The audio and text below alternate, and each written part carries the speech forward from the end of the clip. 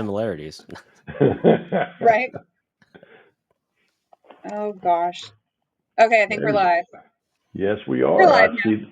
It was There thinking you about go. it. Thank you very much. Hello, everybody. Yeah. Wayne Hunter here again with another installment of our monthly live event. So thank you for joining us. In the past, you've heard me talk a lot about compliance readiness, about cybersecurity, about risk management. We're going to dive in a little bit about that deeper today, and we're going to talk about a piece of it called penetration testing. And with that, I've invited a good friend and actually someone that's been a partner of ours for a while from Vonahi, Mr. Ky. Mr. Ky, you want to introduce yourself? Yeah. Hey, everyone. Thanks, Wayne. Ky Tran from Vonahi Security. I'm the VP of Operations. Basically, I do everything no one else wants to do, but primarily I focus with our focus on our engineering team, our go-to-market, and our support team. Yep. Excellent. Well, man, I appreciate you Awesome. joining in. And we have Katie, and she is our marketing coordinator, and she's putting Yes. this whole thing on, and she really likes to put us to the test. So Key and I, neither one have heard any of the questions she's planning on asking us. So this, you're going to hear it for the first time with us. So this ought to be fun. So with Mhm. that, Katie, you want to get us started? What is your first question for us? Yeah. Okay, so the first question is the first few questions are going to be general questions about penetration testing. Okay. So, can you briefly explain what penetration testing is and why it's essential for modern cybersecurity? Yeah. So go Oh, for sorry. it. Wait. Yeah. Yeah. No. No. No. You want to No. go You go first? for it. Okay. You're the master. You're the master. Go I for it. I like this one. So the Chat GPT answer is it's a methodical way to basically simulate a real hacker's movements into a network, right? But the way I like to explain it, especially to someone that's non-technical, is let me break into your network and tell you what exactly you need to fix, right? Similarly, if you were to ask me, how would you break into my home? How would you get through the rooms? How would you break into the safe? And then show me how I can safeguard those. To me, that's like a very good visual of what penetration testing is. Hmm. And industry, whether it's state, federal, industry base, there is plenty of things that require penetration testing. And so that's the reason why we're really focused on it. But also, I think we have to dive into it a little different because I get people coming and say, "Hey, I need a penetration test," but then when I get to talking to them, actually they're talking about a vulnerability test. And then I talk because some people say, "Hey, I need vulnerability testing," and they're talking about penetration testing. So I'm going to kind of define out from my perspective the difference of it for everybody, and you can key in where if I flub it up, you can just correct me, right? Yeah, You're the master. let's do it. So vulnerability testing is looking at your environment to determine if something's misconfigured. I've got a port open that I shouldn't have open. I've got passwords that are set to never expire. Various different things that create a potential vulnerability in your environment. Okay, so let's talk what penetration test is. Well, penetration test does that piece to start with. It looks to find the things, but then it takes it a step further. It tries to actually exploit what I find. And if I can exploit it nicely, not like bad actors, but if I can exploit it, then I show how I exploit it, command lines, screenshots, whatever it is, and then make a recommendation on how you should go about resolving that issue. That's how I describe the difference. How did I do? No, I think that's pretty spot on. I would add to that a little bit, right? Okay. And I think a big part of it too, to your point, Wayne, is that a vulnerability scanner is based on a known set of potential findings, right? So Right. it's almost like a checkbox approach. Like, let me see if Right. this is applicable to that environment. But whenever with pen testing, it goes so much more beyond that because kind of going back to that house analogy, right?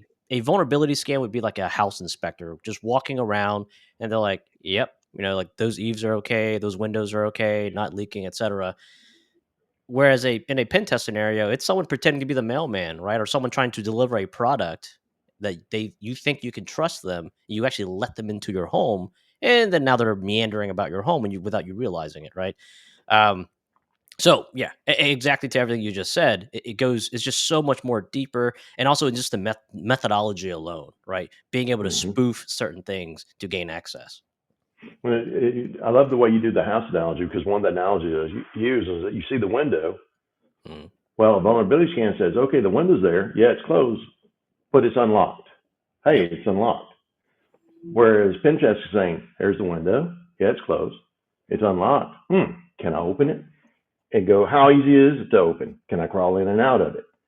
Can I close it back? It's going to take that next step to see what's going on and then tell you about that piece. So I Yep. like the house analogy you use, because it's kind of the same thing as I do. I always use a house or some of that nature that relates to people so they can understand where the two delineate comes to it. So next question. Okay. You kind of already answered it, so I'm gonna skip it. Uh, Because how does penetration sorry. testing differ from vulnerability scanning? Oh, there So, we Oh go. wow. Well, Yep. hey, so you kind of hey, already. we did good, man. We're Yeah, look batting at a that. thousand right now. It was just naturally happened to. Yeah, yeah. Overachievers. All right. So, what are the most common vulnerabilities that penetration testers find in organizations today? Ooh, that's a fun Oh, one. that's a fun one. I would say, any client, even a prospect, because what we do is, and we use the Vonahi tool, is any potential prospect we're talking to, we go run an external pen test right off the bat. Don't charge them for it. We eat it and we go and run it because we want to see. Because typically, very rarely do I not run into where a customer has their firewall login to their firewall exposed to the outside network. Almost every time I find that and go, do you know, oh yeah, I got it exposed. Do you know that's not good? Okay, that violates a lot of different risks that you could get into. So those are simple ones that it's just like clockwork, or finding a web server or something like that on the outside that hadn't been probably hardened. Um, DMARC and uh, uh, SKM, they're not set. I mean, simple things like this, rogue domains, almost always. Those are just some simple things that I can see that we see all the time. Now you see, I mean, y'all see, how many pen tests did y'all do last year, Yeah, Ky? well, so I mean, as of last week, we hit a little over 50,000 pen okay. tests completed. So you may see a few different things than I probably saw then, right? No, yeah, a little bit. Yeah, no, but honestly, so from an external perspective, everything you just mentioned is spot on, right? And it's interesting because when you think of a firewall, right, everything Hmm. that's on the firewall, because out of the box, the firewall is configured to be as restrictive as possible, right? Hmm. Some of them don't even allow outbound traffic on by default, which is a little crazy, right? So that's a little hardcore in my opinion because you flip on your firewall, you're like, well, I can't even get to the internet to figure out how to configure this thing. Um, but the point there is that everything that's allowed in or out has been configured by an admin to allow it to behave that way. And to what exactly what you just said is kind of crazy. Some of the stuff we see out there, like exposed admin portals, that's obviously should be behind a WAF or an allow list of some sort. And I don't think it's ever intentional. I think what happens Oh. is the shifting of admins, right, or the aggregation of people trying to do so much so quickly with no time, and then things get misconfigured. And the best way to solve for that is to do a pen test or a vulnerability scan of some sort. Now, on the external side, exposed admin portals, exposed like OWA, Outlook Web Access, stuff like that. Hmm. It's still floating around. The Yep. craziest thing we've seen, and this is rare, but we've seen it, is so I'll do a like a scary one and a fun one. Scary one being iDRAC, uh, with Whoa. default credentials, which is insane. So we're Ouch. talking just root default password, and now you can do Yeah. whatever you want to that server. Yeah, that was a little shocking. The fun one was an exposed webcam with Ooh. default creds, and so those are a little weird whenever we like drop like an image onto a report, like we accessed it, because sometimes it could be people. Yeah, so don't do that. Now, on the internal network, this we actually publish a report Wow. every single year, top 10 findings based on industry Hmm. type. Um, and what we see a lot there is just a lot of deprecated protocols still in use, and it allows for man-in-the-middle attacks to be successful, right? And the Right. dangers of a man-in-the-middle is that we can capture password hashes, try to crack them, move laterally, etc. Uh, yeah, I said really cool data once you start hitting some scale on the pen testing side. Yeah, Yeah. the deep iDRAC. That's an interesting one because It was straight up what scary. I I mean, can do with that. I was like, "There's no way that this is real," but it was a total oops. And here's what Yeah. I think happened. Right, if you think about it, because my background's all engineering, so I could see it now. Someone a long time ago was like, "We need to punch this web app or web server out to the internet. Let me create this policy. I'm going to give it this IP address." And then the business moved on. They're like, we don't need that web server anymore. They got rid of that web server, never cleaned up that policy, and now it got assigned to that iDRAC. Boom, punched out to the internet. Yep. It's wow. That just makes my skin crawl. I ain't gonna lie. You don't know till you know. I know, but the big point there is though, also taking from it, and even though we joke around a little bit about it, is we see when I talk about the firewalls and being exposed, we find a lot of them that have the default passwords on them. Yeah, that's scary. And that's the point. It comes into them. It comes in, especially in that small companies and stuff like that. Don't have IT staff. They got something put in there. Go do it. They get them up and running, and it's there. They don't think about it. They work on the inside of it, but they don't think about that outside piece. Yep. And it's very easy if you don't. If they enabled it, they got to go reconfigure it. They do the work and just don't ever make the change. So it's very interesting. Now, of course, a lot of the firewalls these days now have gotten to the point where they force you to change the password. Thank Yep. you. But then they type in password. But anyway, that's another story for another day. Okay. All right. So next question is, how often should organizations conduct penetration testing, and does it vary by industry? Yes, from all the compliance readiness we do and the risk management we do, there's a lot of them that is, but a lot of the auditors we're starting to talk to, they're starting to making the recommendations that you should be doing it at least quarterly and coming on to it, even though they might not get audited, but once a year. They're making the recommendations you should be doing this on a quarterly basis. Now we've got some customers that we do it on a monthly basis but they decided they want to do that policy because the way that Vonahi works and what we're doing into that and how we're able to help them from the remediation standpoint, from the rescans that we do, it actually tightened their security posture tremendously. So you're going to see the variances, but most industries it's annually, and there's recommendations of doing quarterly based on what I've seen. You seen any difference to that? No, I was gonna say that's a tough question for the guy selling pen tests. So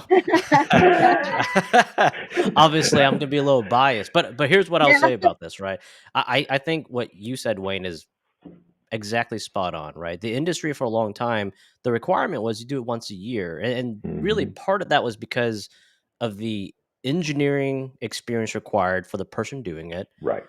Thus, that translates directly into the cost of it being very prohibitive. And that's why it just wasn't really achievable to do it as frequently as most would like. Now, I guess the question was, how often should you do it? It should be as often as you're able to do it, right? Because Hmm. significant value there, being able to truly make a network secure. Now, with that being said, doing it more frequently means that you have to have the operations in place to be able to keep Right. up with that, right? And at Yep. FTech Solutions, you guys have a really good process of actually Hmm. running the tests and then remediating it within that time frame. Because monthly, if you're just getting like cranking out reports saying this is wrong, you don't do anything about it. Now you're just kind of digging a hole, so to speak. Exactly. Yes. Yeah. Yeah. Yes. But what we also found in doing this for customers, cybersecurity, just if you look at cybersecurity insurance alone, when we're doing this and showing remediation and the retesting stuff, we have found where clients have gotten preferential pricing on Nice. their cybersecurity insurance because of the due diligence they're doing, and by doing it, it lowered their risk. So, somebody, well, I got to spend the money to go do this, but there's other benefits of doing as you go along. And we've even had auditors come in and saying, "How are you doing this? I mean, your list went from here, now it's down to here." And so there's a lot of benefits that can pay off other places. That's awesome. Yep. Like I said, a very focused approach versus just, Yeah, compared to vulnerability scanning, where you might get thousands of potential findings and you find out half of it is false positives. exactly. Yeah, exactly. All right. So last general kind of penetration testing question is, what are some misconceptions people have about penetration testing? I'll let you take that one first, Wayne. Most of the time, it's what I opened up with is um, people asking for a vulnerability scan, thinking they're getting penetration testing, or penetration testing is just a vulnerability scan, and they don't understand the role behind it. Because I've actually had folks come in when I gave them the report, they've like, "I've never seen a report like this that showed us the actual screenshots of what we're doing and what the recommendation is to go fix it." Well, because they was used to a vulnerability scan, they would just tell them what the problem was. That's the biggest misconception, because when someone's talking to them, "Hey, we got a vulnerability scanner," if they've seen what we do, they think that vulnerability scanning is going to do the same thing, and it's not. And there's actually a place and time that vulnerability scanning is the right thing to do, especially on the internal side. On some of the repetitive stuff you're doing those things, but we always like to follow it up with a penetration test at some interval instead of running that daily. We're running vulnerability scans daily, but penetration tests we'll do on a monthly, and we shore that up because then that helps us find things.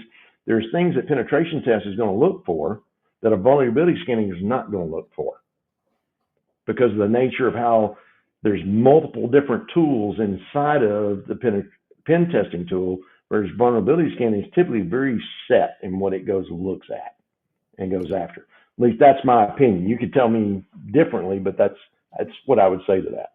Yeah, I'll say that's been a huge. I don't want to say it's been an uphill battle, so to speak, right? And not in a Mm-hmm. bad sense, but there's a lot of confusion, to your point, about vulnerability scanning and pen testing. I mean, I've done presentations where I very specifically define pen testing, and then I'll have someone come up to me and say, "So about your vulnerability scanner," I'm like, "Oh man, yeah." Oh gosh. I was like, I got to figure out a better way to present this data, apparently. So, yeah. But And sorry, go it's ahead. kind of how it's more about the industry itself. There was a Yeah, lot of yeah, tools out absolutely. there that they'll say it, and instead of saying no, this is the difference, they say okay, and they just move past it. Actually, I love that you brought that up because you're so right. There are a lot of vendors out there, right? That will say, we're doing a pen test, but it's actually just vulnerability scanning, and that's Exactly. this is not the case, right? Now, so in Europe, there's an organization called Crest, right? And what they do is they actually go and you can get what's called Crest approval. So they're an organization that actually goes and vets out if a solution is truly doing a pen test, right? And they look at the methodology, they look at the engineers doing the work, Mm-hmm. they look at the reports, and they basically verify that, hey, you are truly doing a pen test and not just a vulnerability scan. So in the EMEA space, right, there are if someone over there needs a pen test, usually they're only going after someone that's on that list, right? So it was challenging, right? Because we were trying to break into that market, and they're like, "Well, I can't really use your solution because you're not Crest approved." So we're like, "Well, sure, we'll just go get it, right? We have nothing to hide here." So we went out, got our Crest approval, and actually we were working to get it global. So what that means is that if you were to look us up, and if you're using our platform, you are getting a verified. This is a true pen test, right? It's not a Mm-hmm. vulnerability scanner pretending to be a pen test. Nope. Um, by this organization that's staffed by actual pen testers that reviewed everything we did.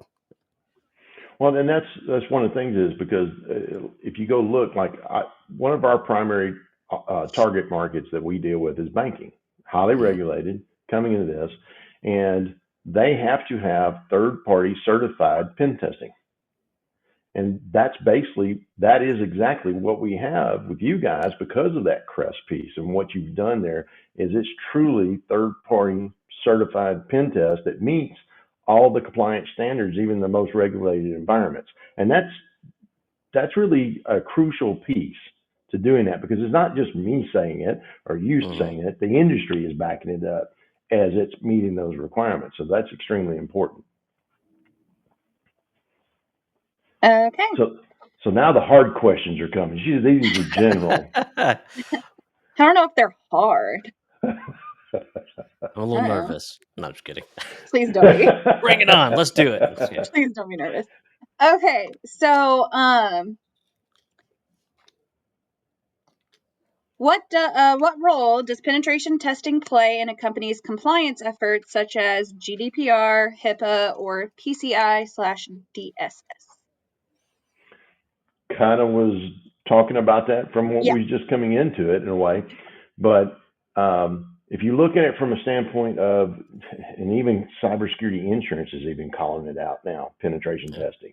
That's just come new in 2024. But depending on what industry you're in, the penetration test actually meets a control. A control is from an industry standard framework, whether it be NIST 2.0, whether it be CIS, whether it be GDPR, CMMC. There's many, right? Like in our compliance platform, we have like 32 different frameworks that we're able to do as part of our program. Each one of those frameworks, they actually have a control that's a technical requirement that you go do and provide evidence that you've done that. So what is evidence?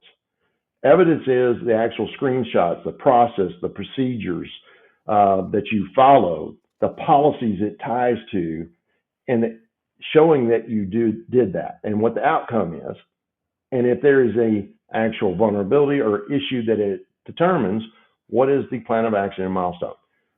Those are requirements across the board. And so penetration test actually provides the actual evidence and the means to also go remediate those findings and provides the documentation. So now when an auditor comes in, the auditor looks and able to see that information. So that's penetration testing, because of the screenshots, the command lines that's shown on how to exploit, and the recommendation on how to fix it, and then the rescan that we do afterwards meets all those requirements we have to do from a compliance standpoint. That's my view of it, how we deal with it for our end customers. Now, from the software platform standpoint, how do you answer that question?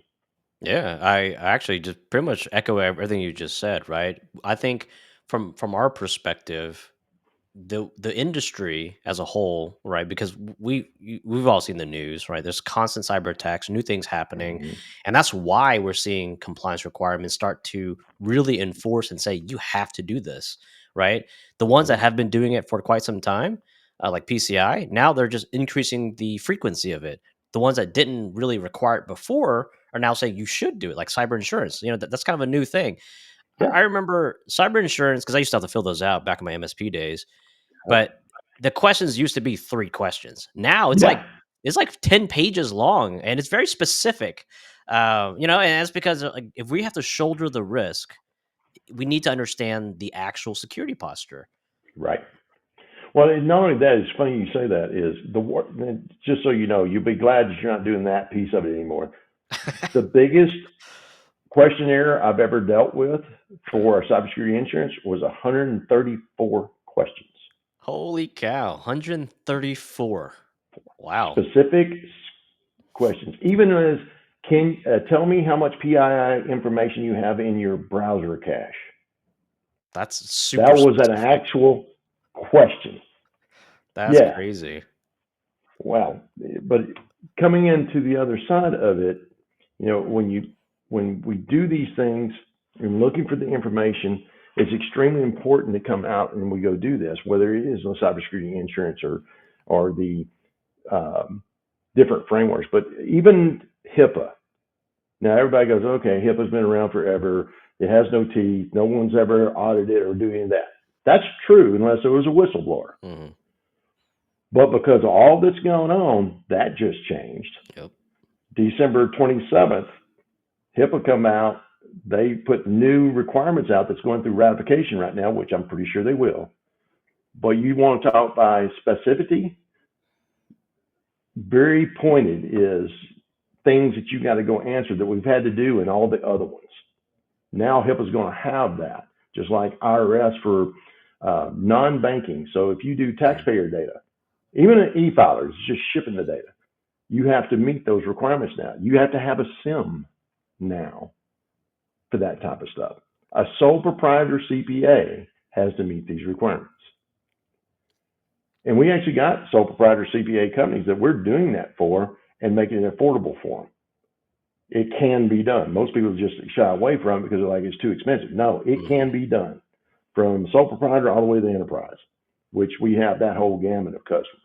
So if you think you're in an industry that don't apply to me, there's not a single business in this country or this world that doesn't have some type of compliance they have to meet. That's so true. And if, you think about even in the last 4 years, right? The speed at which technology has been adopted by the small to mid-market enterprises have been insane. And that's because to be competitive, you have to, right? And so now Mm-hmm. we live in a world where everyone is storing, whether they like it or not, they're storing some sort of sensitive data, right? Yep. And that's why all these compliance and regulations are coming. Just if you got, just as an owner in your system, you're invoicing customers. You have their address, you have their contacts, their email, their phone numbers. You have your information in there. You have your business ID. You have your social security number. You have all that in there. You as the owner, that's PII information that you are required to protect. Yep. So that's the reason I always tell everybody when people say, oh, it doesn't apply to me. Yeah, it does. You just don't. It's always been there. It's just now being enforced. All right. How was that answer, by the way? We knocked that one out of the park. Yeah, I think That was so. fantastic. How does penetration testing contribute to an organization's overall risk management strategy? I went first last time. I'll let you have this one. Yeah, I like that question. That's a great one. Like I said, very focused approach, right? Because if you're in IT and you're on the call, obviously all this resonates with you. You're like, yeah, Mm-hmm. every single day is a new emergency. I'm not just sitting there. If you're non-IT, I feel like a lot of time the industry is just like, it's just the computer people sitting around, right? And if you don't hear from us, that means it's a good thing. That means we're doing something right. Right. Yeah. If you're having a call all the time, that means something's not right. But for the IT folks, all right, the day to day involves more than just support and help desk. It's implementing projects, it's aligning technology with business goals. And all of that comes with a ton of time spent, which means not a whole lot of time to perfect anything. So the question being, how does pen test play a role in an organization's risk mitigation strategy and risk assessment? I would say it's a very focused approach, right? Because at the end of the day, the goal is to be able to use technology to compete in with business, but then also be secure because you have to do it, not just for your customer's sake, but also for your own sake, because there's reputational damage to consider. There's true operational damage and that suffers from that, which translates directly into monetary loss. So when you need a quick way to actually secure a network, pen testing is a way to do it because we're telling you exactly what an attacker would do if they got onto the network, and then what you need to Mm-hmm. do to fix it, right? Uh, Yep. to at least mitigate the impact as much as possible. And then from another perspective of it, if you think about it, whether you have outsourced IT or whether you have some IT with somebody helping them or all internal, you have your IT strategy that you follow what you're doing, your guidelines, how you're going to implement to actually have your business run. When you go do that, and as fast as everything moves, you're going to get outside that plan. You're going to go off and do these things. You're going to throw these things in all the time. Different SaaS-based applications, things of that nature. Adding users in, people working remote. All these things change over time. Penetration testing, when we're doing that proactively, is going to help me catch when I create an opening, create an issue for myself, and it's proactive. It's not reactive. To me, penetration is about being proactive. Because if I'm proactive and I find the part before the bad actor finds it, I've already closed it out. Versus if I'm not doing my penetration, I'm doing this, I don't know that I'm broke until I'm broke in the pocketbook because I've been hacked, or because I had to shut the business down because I got ransomed and I can't get the business back up. I'm getting sued because lost people's information. To me, it's about being proactive versus reactive while I'm driving my ship. I don't have to stop, reevaluate, and go. I can be evaluating as I move forward and then keep moving the business forward. So it's all about being proactive to enable the business. That's how I Yeah. look at it. Great answer. Okay. So let's say we have an organization who did a penetration test. What are their next steps after the penetration test to remediate any vulnerabilities? What we do when given to it is, one of the things that's the good part about a penetration test is it's going to show you high, medium, low. So what is the highest risk things you need to go address? So it's giving you a roadmap of where to go first, and what in the high, what is exactly what we're seeing, how do we see it, and then the recommendation is, here's what we recommend to go fix that. Now you have the roadmap already to go off and do that. So if you go and do those processes, and sometimes a low could be something, I don't need to worry about that right now. A low could be, I have a password that is set not to expire. Or I could have DMARC right now is misconfigured. While I need to fix that because that could have email spoofing, having a firewall issue is more important at this point in time. I gotta go address it. So that's where you start looking at it. But then I go and do that. Can I remediate these high and mediums? And then let's rescan and validate that I fix it. And there's another reason why I like to scan it, is because rescan it, because sometimes you do a fix and it uncovers another problem. Happens all the time. So I go fix, a firmware issue on the firewall because there's CVE there. I found it, go do that. And then when I put it in, we go rescan, we found something else. Typically, in the way penetration was done, testing's normally been done for years and years and years, is you did the penetration test, you go do it, and you wait till next year and you pay for a penetration test, and that's when you find out whether you fixed it or not.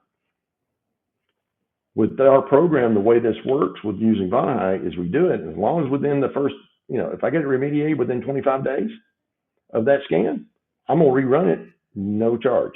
I'm going to rerun it, you get it, and we validate. It's that validation scan. But it's giving you the roadmap. That's the difference between it and the vulnerability scanning. Vulnerability scanning is saying, here's all I found. Here you go. Penetration test gives you that roadmap. That's my view of it. I don't know if that'd be any different. No, I think that's the only correct way to answer it, right? And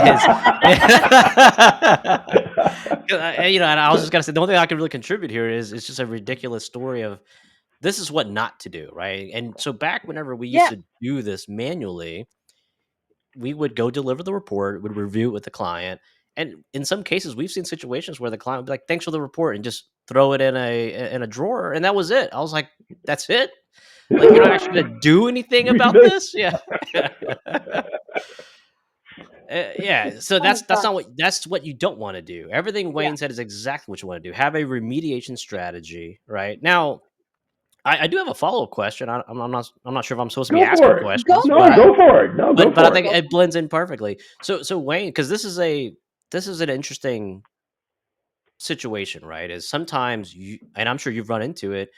On our side, we're just the people calling out the problems. We're not necessarily having to remediate it, but you've probably run into situations where the remediation might be a whole networking project, which has capital Mhm. cost involved, and Mhm. that's a business decision at that point. That's right. How have you addressed that? Yeah. Well, that's you probably question or two ago. I talked about a POAM, a plan of Mhm. action and milestone. Now, typically, when you come into this, what the whole purpose of that is, especially in highly regulated environments or some environments is audited and stuff, they always worry about, hey, well, you found all this problem with the firewall. It's going into life. Mhm. Can't get the firmware fixed. We need to replace that, or the switches are so old. We found a vulnerability. Can't get firmware. Running that kind of stuff all the time. But a lot of folks felt, well, I can't go spend all that money right now to go fix this. Yep. Well, we know about it. We know how do we work around limiting whatever we can around it while we get the budget plan to go address it. So then you break that budget plan down is what if I have to do? Mhm. Let's line that out, get a plan, and we put that into the plan of action and milestone report. Now, when auditor comes in, they're going to see the issue themselves when they do the scans, but then they ask you, what are you doing about it? And you got that plan of action. Milestones, like in a banking, they'll have the IT steering Mhm. committees. They'll come in. They typically meet once a month. Come in. We got this. We got it budgeted. We put it in there. We're waiting for approval of the budget. They do it. We're going to go do it. Then we're going to address this, this, and this. I've got a plan to go address this. That meets those requirements. Now, the trick is when that auditor comes back in, you better have done it. Yep. Because you haven't, that's when it becomes a problem and it can affect you. So Mhm. typically when we get into those, we really look at it and we say, okay, this is just dead critical. We have to fix this now. Then let's layer the rest of it behind it, what we need to do, and budget that out, what we go off and do. We've had some customers where they just went ahead and just did all of it right then. Yeah, you know. that's awesome. So it really depends on the scenario you're in and what you're able to often do. So part of me that I like to do is that means I need to understand my client. How does their Mhm. business work? Not their technology, but how does their business work? Because that's what you're affecting. If you don't understand that, you can't apply what I just talked about to them. I can't develop a remediation plan because I can just say, okay, this is broke. I got to go fix it. No. How do I keep them production?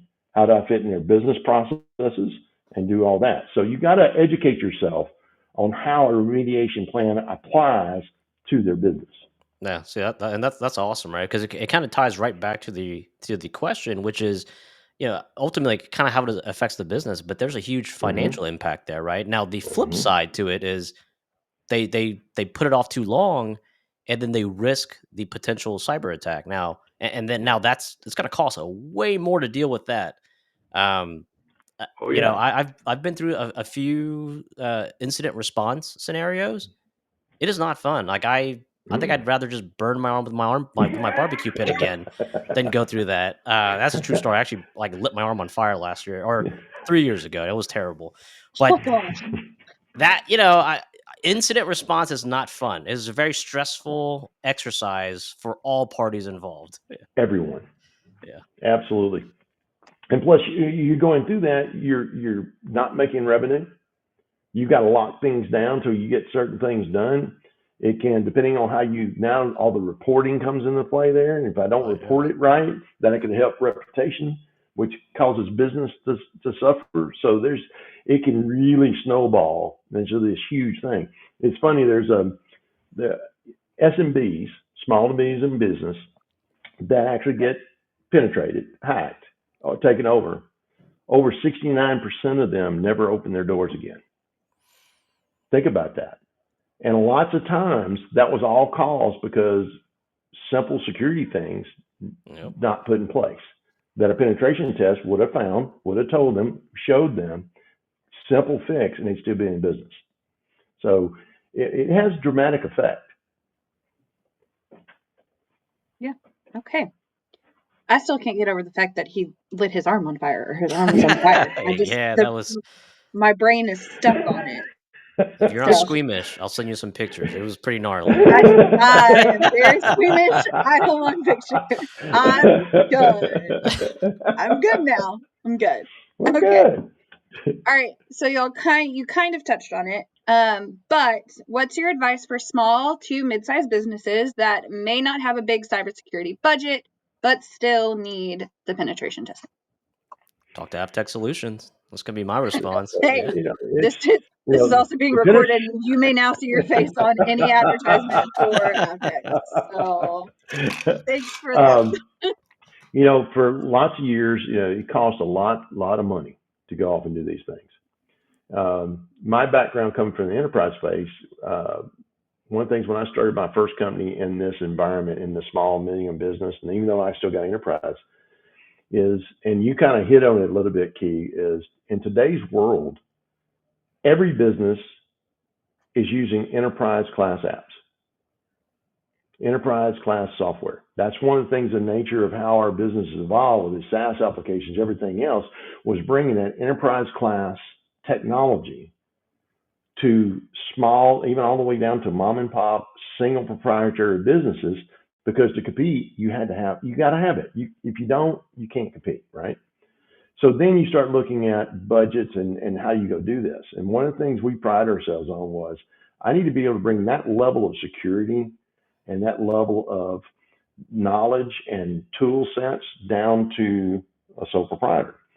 I've been part of looking at Gartner reports for years and years and years, and they do some of these reports. It goes and say, what is the average IT spend in businesses, whether it's banking or finance or one of these different markets.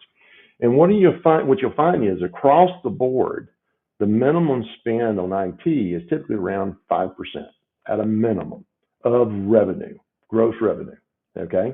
And there's some that's as high as 18, 20% as you get in some of the bigger guys and global companies, stuff like that. But even in a small business, down low, it's about 5%. Well, my goal was, how can I provide that to them at even below that? So we got Mhm. sole proprietor CPAs that they've got our security stack. We write their WISP, help them with their WISP, doing that so they meet and get cybersecurity insurance, doing these things, penetration test, vulnerability scanning, and I'm less than 3% of their gross revenues. Okay. That's how they can afford it, is you got to work with folks that understand how the business is and how you bring that level of technology to them at a price that they can afford. And that's one of the things we pride ourselves on, is understanding that side of the business. And so, that's really easy way of saying a lot of hard work went into place to do that. But we got process and procedures and looked at the right tool sets to do this. And everything we apply from sole proprietor up to our enterprise accounts, all that software and technology we use on ourselves.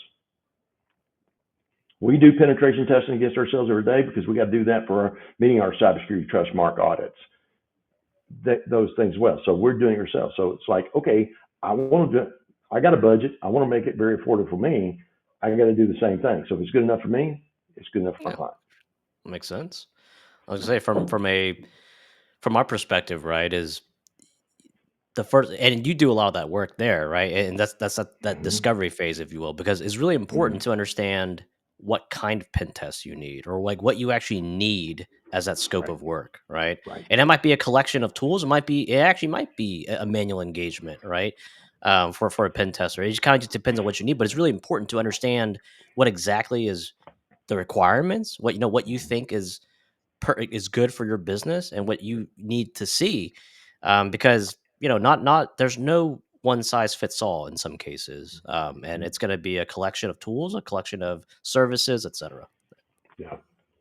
The biggest thing is just making sure you meet the requirements that's going to protect their business.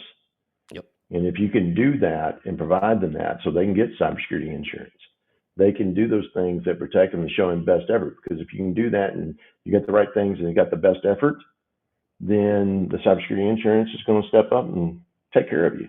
And FBI is going to be there to take care of you. All across the board, whatever you do, as long as you're doing the things to do your best effort to do it, because there's no such thing as perfection. There is no 100% secure 100% of the time. There's no such thing, because technology evolves. Always will, always has. But if I'm doing my best effort to do the right things, now you're in your best possible situation. And that's, to me, that's what it's about. Yep. Okay. Kind of a nice segue. Kind of. How do you see pen testing evolving with the rise of AI-driven security threats? Oh, this is the one I want to hear you answer. That's a fun one. That's a good one. So it's interesting because one of the challenges we get, right, is you can't automate pen testing. And Right. then the whole time, our engineering team is looking at AI. We're like, are you serious? Like, relatively speaking, what we're doing is nothing compared to AI, which is absolutely insane. Okay, so to answer your question, if you just step back out a little bit, if you just go on social media, there is so much content out there now that's Mhm. so realistic that it's hard to tell what's real and what's not real, and that's scary, right? Mm-hmm. So expand on that. Actually, here's something that's super relatable. I'm sure we've all gotten those scam texts. One of the ways in which I can always tell that it's a scam text is because the grammar is horrifically wrong, Yeah. or the spellings are bad. They're getting a lot better. Like I've They been getting it. are. I'm like, that actually might be real, and then I'm like, no, no, no way, it's real. Mm-hmm. Um, so with AI, not only from a pen test perspective, but just from scamming and being able to pretend to be things that are not, it's just going to get significantly more realistic. So on our side, we're actually looking at different ways to utilize that. For the platform, we focus on network pen testing, but we're actually looking at expanding that attack surface, right? We're looking at being able to pull in dark web credentials. We're looking at being able to simulate phishing campaigns as part of the pen test. Again, all automated, right? We've even started looking at, there's a cool service out there where you can provide it, you can train it basically on, it's not meant for this. We're actually kind of going to look at using it for this. It was meant to be a way to use AI to have a real life speech agent, right, for customer Mm-hmm. service. Mhm. But they have an API, so we're like, well, what if we just had it do social engineering for us? Because you can trial it out. Mhm. You can go and test out these Mm-hmm. services. It sounds so real. You cannot tell that Mm-hmm. you're not speaking to a person. So from a pen test perspective, we're like, this is great. We could automate social engineering using this technology. Mm-hmm. Anyway, so I would say, we're finally at the point now where you really can't trust anything on the internet, and you got to fact check that all. Yeah. Yeah. Well, and there's another side of it. You look at it is you got all these platforms doing your AI and things of that nature, and say, okay, what is the connectivity to those applications? Hmm. You right? Can I test, do the same level of penetration testing against those to make sure how secure that is, or if that path is being spoofed and it's not going where you think it's going. Yeah. So that still applies in pen testing today. But the thing you do is more about how you're using AI to improve these things. There's there's always a bell curve to everything, and you've got to find where ease of use to what it gives you, where does that meet? And that's got to be, if you're the output of that is advantageous to the business, then it makes sense to move forward. If they never meet, then all you got is chaos. It's Hmm. everything always, where does those two curves come in together? And then that's where you're wanting to try to strive to meet. So there's a part of pen testing that you still, from a validation standpoint, it's like anything else we tell everybody. You can use AI all you want, but if you don't validate it, human validate that it's right, it's only good as the source that you're getting from. Where's that source? If it's an open large language model, it's taking in any information anybody puts in, whether it's right or wrong. Yep. You got to validate the information. In penetration testing, no matter what level of AI is going to be used, there's always got to be that human validation to meet third party validation requirements. unless I'm wrong on that, I think that applies. No, I think that's spot on. Okay. And on the other side to that too is obviously all the vendors out there that are focused on blue team tools, they're also going to use AI, right? So it's going to be this Hmm. ebb and flow for sure Yep. on both sides of the equation. We're just all caught in the middle of it. It's going to be great. Sorry, someone Just we're distracted me. caught I'm in the middle. sitting. Okay. All right. Um, so these last couple of questions we've kind of touched on but haven't answered super specifically. So, Okay. um, what advice would you give organizations struggling to justify penetration testing as a necessary investment? Mm, I like that So, one. like the That's IT a good person who's like, question. "Look, we need to do this," and what could you give them to help justify it? Well, Well, that's a funny. Oh, sorry. Go ahead, Wayne. no, no, no, no. You have a thought Yeah. train. Go ahead. I got mine. Oh, yeah. What comes to mind is that security budgets always increase the most after a breach event.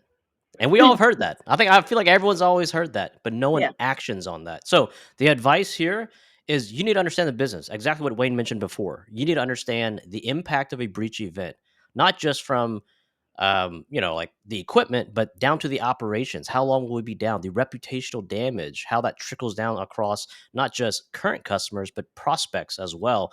Not to mention how it affects your insurance. There's so much involved. But once you can really put it on paper, like this is what will happen in a real breach event, suddenly the business decision is a lot easier because it's like, okay, well, I see how that could be quite detrimental. The other side that you can look to it is, I can talk about how, if you're doing these things, you can get some incremental savings in different places. But coming from a background of IT and being in there and being reactionary and doing things when something's broke, that's when you go fix it and you don't know about it ahead of time. Not you spend X amount of time figuring out what's broke because what you're seeing as a symptom is typically not what actually is broke. So you got to look at the symptom, do your reverse troubleshooting, figure out what the problem is, solve that, and then go clean up. Okay, that takes man hours.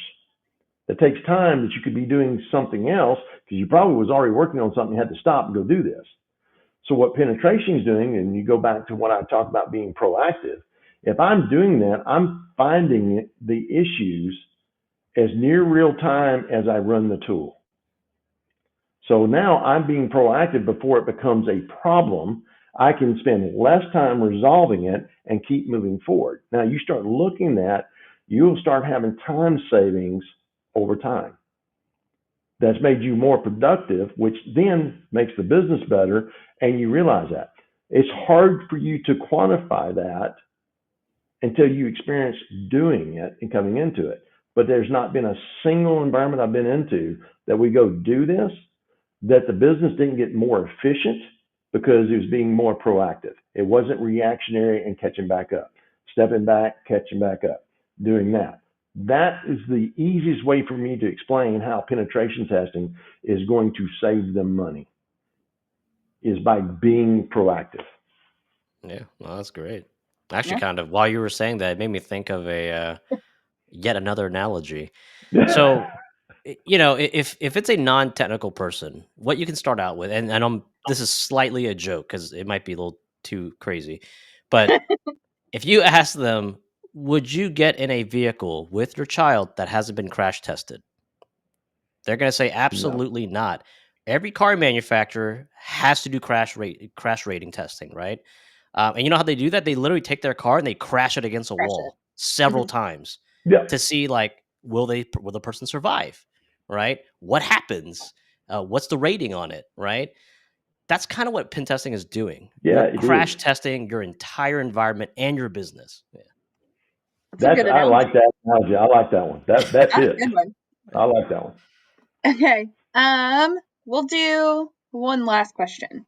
All right. So, how can organizations integrate penetration testing into their business continuity and incident response plans? So, it's basically a sum up of everything y'all have said. really, you're sitting down into it, that there's a couple pieces there. There's IT strategy, there's your policies, how you're running your business, but you got your day-to-day operation. You have an incident response plan that, or if you don't, you should, because you'll need it. But it's two things to me. There is the tactical side of it, and then there is the strategy side of it. Strategy is going to go into my policies, procedures, how I'm doing things, how I'm running business. That fits up into my IT strategy. The tactical side is the SOP, standard operating procedures, of how I install something, how I configure something, how I troubleshoot something, things of that nature. Penetration testing fits in both sides of that. It feeds both of those. So you got to look at, it's kind of like your hygiene. Every day you're gonna go take a shower. I got my process, brushing teeth, shaving, everything else, and I do it the same way all the time. It's the same thing in the hygiene of your IT environment. It's putting those processes in place, doing them repetitively in a way that matches up with how you have to be tactically in supporting your business.